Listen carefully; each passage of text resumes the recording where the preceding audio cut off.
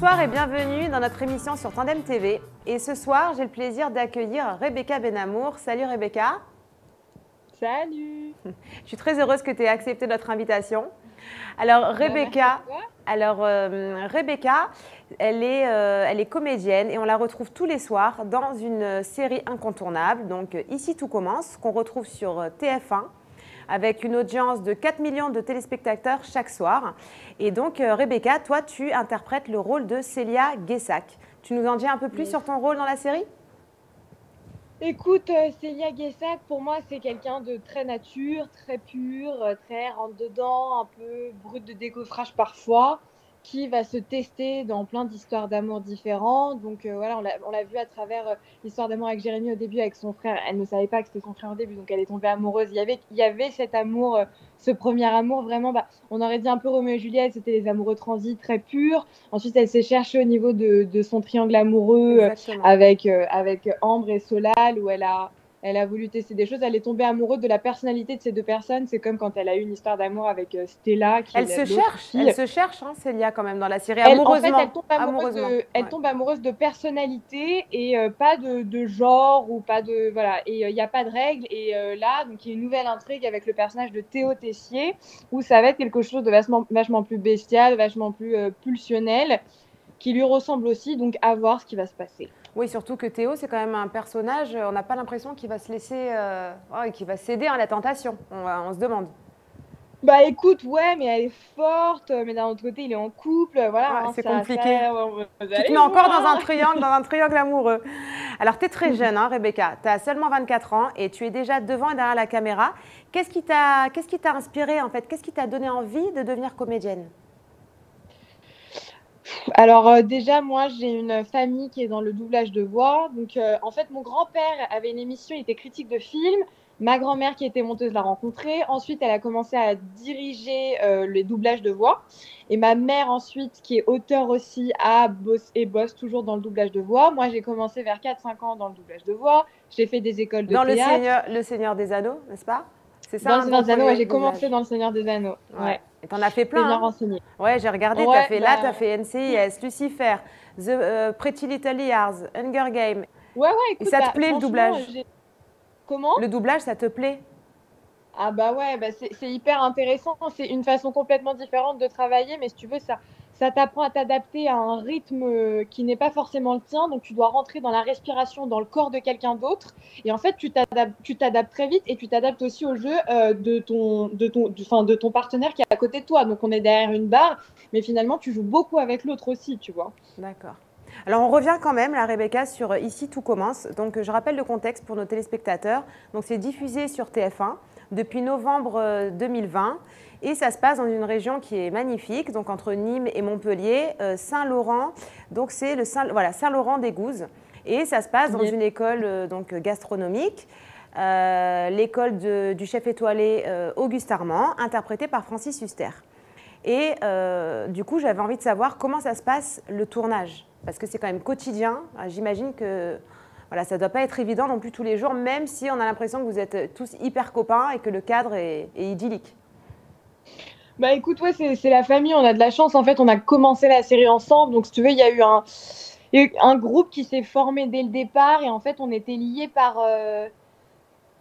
quelque chose qui allait changer nos vies, tu vois. C'est vraiment une naissance tous ensemble. En fait, on était logés au même endroit au début, donc on a vraiment créé ce petit truc de groupe, quoi, de secte un peu. Ouais, c'est une famille. C'est vraiment la famille, il y a beaucoup de bienveillance. Et autant les adultes que les plus jeunes, on s'entend vachement bien. On a beaucoup de chance, en fait. Heureusement qu'on s'entend bien parce qu'on s'épaule tous les jours. C'est vrai que le rythme est assez éprouvant, mais en fait, on a de la chance. On peut compter les uns sur les autres. Si jamais on a un coup de mou, il y a toujours un qui est là qui dit « Allez, ça va le frère, t'inquiète pas, ça va aller. » Et du coup, c'est vrai que sur Instagram, on voit que vous êtes tout le temps liés, vous êtes tout le temps ensemble, même en dehors de la série. C'est ça qui est... Après, attends, il faut quand même qu'on respire un peu. Donc le week-end, quand même, on ça. se voit moins parce qu'il faut respirer. Tu vois, là maintenant, on n'habite plus ensemble parce que pareil, on voit les gens tous les jours. Donc il y a un moment où pour se ressourcer, il faut être seul. Ouais. Tu vois, c'est quand même très important. Il faut changer de contexte.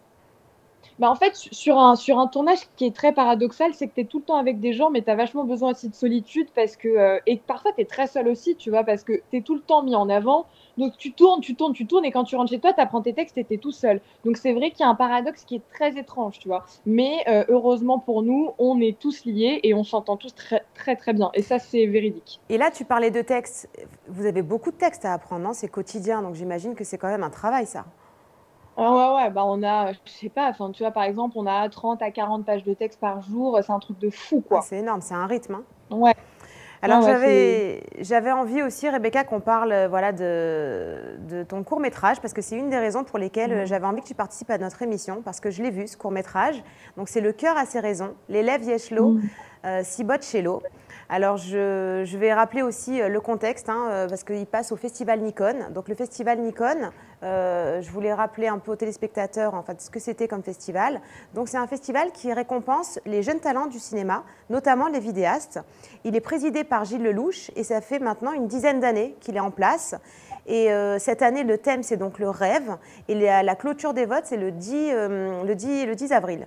Et donc, Mhm. Rebecca, j'aimerais vraiment que tu nous parles de ce court-métrage. Tu l'as co-réalisé, n'est-ce pas? Avec… Ouais, je l'ai co-réalisé avec un ami qui s'appelle Vincent Pasdermadjian, avec qui on a commencé à écrire tous les deux à 4 heures du matin un jour. Et on a parlé de sujets qui nous tenaient à cœur. Et voilà, là, on s'est mis d'accord sur ce court-métrage. Donc, en Alors, fait, notamment c'est. le sujet sur lequel tu t'es mis d'accord, hein, c'est… Euh, Alors, en fait, il y a le transgénérationnel pour nous qui était très important à tous les deux. Tu vois, les poids du transgénérationnel parfois qu'on passe à ses enfants ou à ses frères et sœurs ou machin, quoi qu'il arrive, en fait, c'est plus fort que nous. Donc là, pour moi, enfin, vraiment, ce qui est très important ici, c'est que pour moi, la religion n'est qu'un support. Tu vois, c'est une Tout à allégorie. fait. Voilà, c'est à travers cette image que j'ai essayé de faire comprendre un message. C'est une mère de famille donc qui cherche absolument à s'identifier et elle va chercher à s'identifier à travers cette conversion pour la religion juive. Voilà. Et en fait, on ne sait pas au début si elle le fait véritablement parfois ou si elle le fait plus pour s'identifier à quelque chose. Ou Et en fait, peut-être même si. pour sauver ses démons, parce qu'on comprend dans le court-métrage qu'elle est tirée vers quelque chose qui l'anime. Elle est amoureuse d'une femme. Ouais, en tout cas, ouais, elle est amoureuse d'une femme et après, je sais pas si c'est vraiment ses démons, tu vois, mais je pense qu'en fait, elle n'arrive pas à s'accepter quoi qu'il arrive et elle aimerait peut-être se positionner dans C'est une ça. case Elle lutte et au lieu d'accepter. Ouais, d'accord. les autres l'acceptent, on le voit bien, tu vois, dans la famille, Oui, même tous les autres membres de la famille l'acceptent et même si eux l'acceptent, elle ne l'accepte c'est pas. elle. Donc, à travers sa fille, en fait, elle va essayer en fait, sa fille, c'est l'image de ce qu'elle n'a jamais pu réellement être. Et à cause de ça, à cause de toutes ses peurs et à cause de ce poids, de tout ce qu'elle n'arrive pas à accepter chez elle, elle va le transmettre à sa fille et elle voudrait que ce soit l'image parfaite, en tout cas de ce Ce qu'elle qu'elle voudrait espère, être. son image Oui, c'est ça. parfaite à elle. Et la Voilà. scène de l'eau, c'est une scène qui m'a marquée quand j'ai vu ce court métrage et je me suis dit mais je voudrais voir le film. Voilà, il y a des scènes qui m'ont vraiment marquée et donc notamment cette scène dans l'eau. Tu peux nous en parler? Bah, en fait, pour moi, dans toutes les religions, après, je connais pas forcément hyper bien toutes les religions, mais c'est vrai qu'il y a quelque chose de très pur dans l'eau. Donc, pour moi, en fait, quand on plonge quelqu'un dans l'eau en entier et qui ressort, pour moi, c'est qu'il est purifié. Tout à Donc, en fait. fait, c'est ça que je voulais monter à travers cette image. J'espère que ça a été compris parce que c'est vrai que c'est assez abstrait, il n'y a pas forcément beaucoup de paroles. Et d'un autre côté, je trouve ça très bien parce que tout le monde s'imagine ce qu'il veut et j'ai eu plein de retours différents. Mais c'est vrai que pour moi, fallait qu'il y ait déjà. Pour moi aussi, l'eau, c'est synonyme de plein de choses. C'est des éléments, donc c'est synonyme d'espoir comme l'identification. En fait, cette femme, elle a besoin d'espoir, comme nous tous, tu vois. Et c'est peut-être pour ça, parfois, qu'on cherche à s'identifier à quoi que ce soit, qu'on se rattache à quoi que ce soit parce qu'on a peut-être peur de la mort ou on a besoin de lumière. L'eau, c'est synonyme aussi pour moi de lumière, de renaissance. C'est tout ça pour moi. Tu as raison. Et là, il y a beaucoup de films, hein. Il doit en avoir au moins dans le festival Nikon. Vous êtes beaucoup. Et là, tu es déjà Ouais, ouais, on est dans… beaucoup, hein. Mais tu es bien classé déjà, je crois. Il y a eu beaucoup de Écoute, on est votes. dans les plus soutenus là pour C'est l'instant, donc c'est super. cool. Après, on n'a pas été produit, donc je pense que on a moins de vues que ceux qui ont été produits. Nous, on a vraiment fait ça comme ça, la one again un peu. Mais les gens, enfin, on a des bons retours et même ceux qui ne font pas de bons retours, quand même, trouvent ça quand même assez intéressant. Il y en a qui comprennent pas et je suis d'accord parce que c'est vrai que c'est un sujet quand même, ça peut être un petit peu abstrait, comme je le disais tout à l'heure.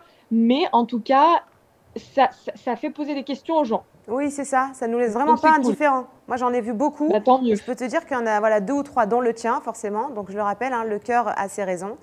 Voilà, qui ne m'a pas du tout laissée indifférente. Alors, du coup, tu as une double carrière. Tu es comédienne, maintenant tu es réalisatrice. Et comment tu l'envisages, cette double carrière? Un choix, pas un choix, tu te sens faire les deux? Écoute, je sais même pas comment ça va se passer demain sur ITC, donc on verra bien, tu vois. J'espère que je pourrai faire les deux.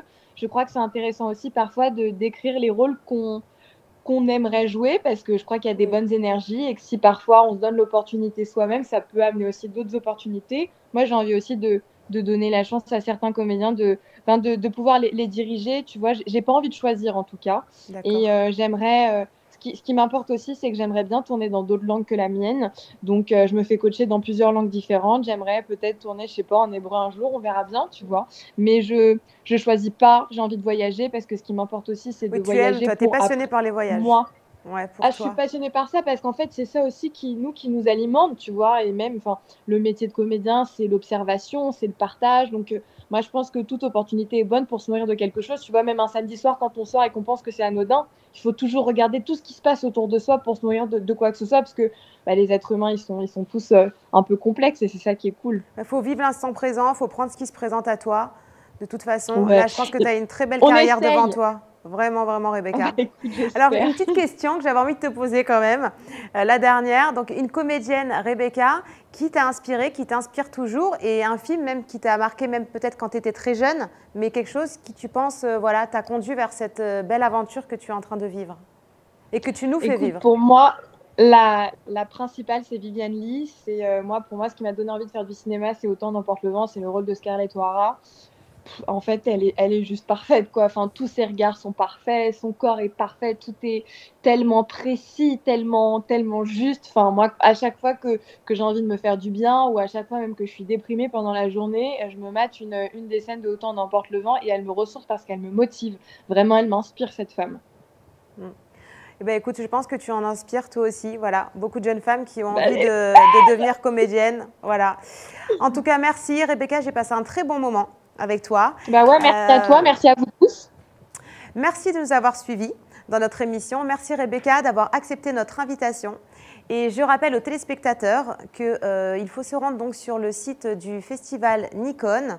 Vous avez donc le lien pour voter pour Le cœur a ses raisons, l'élève Yeshlo Sibotchello. Et dans la bio, on vous met le lien pour voter. Voilà, et c'est avant le 10 avril. Rebecca, à bientôt et merci. Merci beaucoup. Salut. Plein de bisous.